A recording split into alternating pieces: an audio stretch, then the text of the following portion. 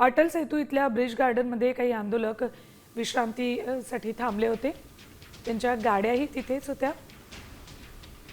ही दृश्य आपल्यापर्यंत पोहोचवले आमचे प्रतिनिधी विकास मिरगडे यांनी।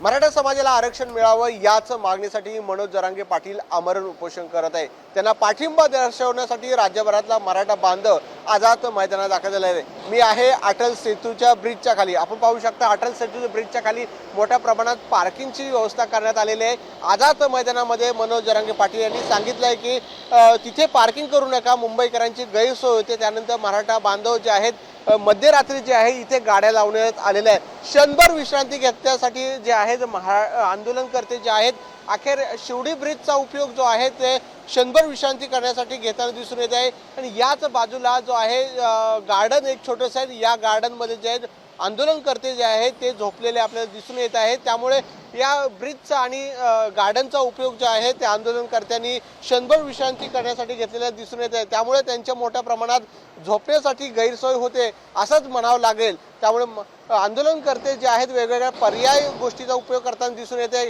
अनेक शिवडी ब्रिज असेल किंवा रस्त्याच्या पलीकडे जे आहेत आंदोलनकर्ते जे आहेत क्षणभर विश्रांती घेताना दिसून येत आहे। कॅमेरामन अरविंदसह विकास मिरगडे, साम टीव्ही, मुंबई।